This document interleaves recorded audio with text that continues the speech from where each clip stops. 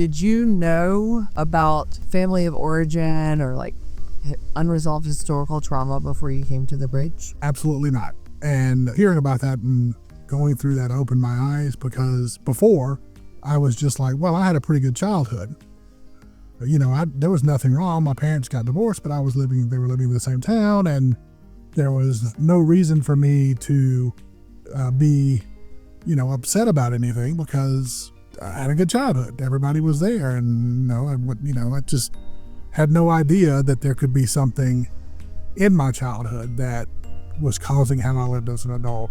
And What was the most significant revelation you had while you were at the bridge? figuring out that something in my childhood, which was definitely not as good as I thought it was, and certainly not the way I not necessarily remembered it, but the way that I told myself it was, to find out that was causing trauma in my life, and that it was causing the way that I had looked at life now. That was the biggest revelation for me. Did you have any thoughts about group work before you came to the bridge? I've been in group before. I just did not like it. I hadn't been in the right group. What does trust the process mean to you? I had to give up the fact that I thought I knew everything, and I had to give up the fact that I was smarter than the people that were trying to help me, in all honesty. And once I let go of those things and understood that people were there to help me and that I needed to listen instead of thinking everything was dumb, then I started getting better. And that's what I would say trust the process means. Were you able to tap into other emotions besides anger before you came to the bridge? Oh, sure. I mean, I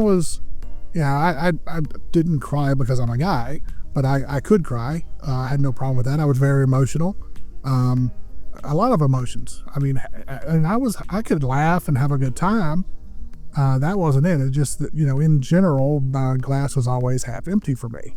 I'd never had a outlook on life that I thought things were going well. I could laugh, I could cry, I could get angry, it was all there. It's just the anger was the leading one. It was the one that liked to come out the most.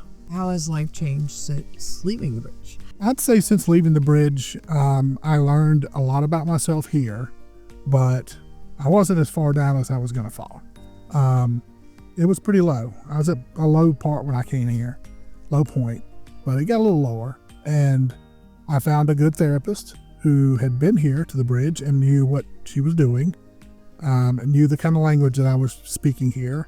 And that, over another year or two, really brought me to a place where, at this point in my life, and I've said it, I'm at this weekend retreat right now, probably a dozen times. I'm in the best place mentally that I have ever been, and at least in the last 25 years. I really just made some breakthroughs, and it was wonderful. I mean, I went to see some friends. We see each other pretty much every July over the last 6 or 7 years, and I saw them this July, and I saw them last July, and they couldn't believe the difference this July. They said, this is the person I remember from college. Like, this guy is happy. And I wasn't. In July of last year, I was miserable. And I'll say why. I mean, I was going through a divorce. I didn't want to be divorced. I am 100% better than I was last year. And I'm 150% better than I was in July of last year. So it's different. It's just, I'm in a different spot, and I'm really happy.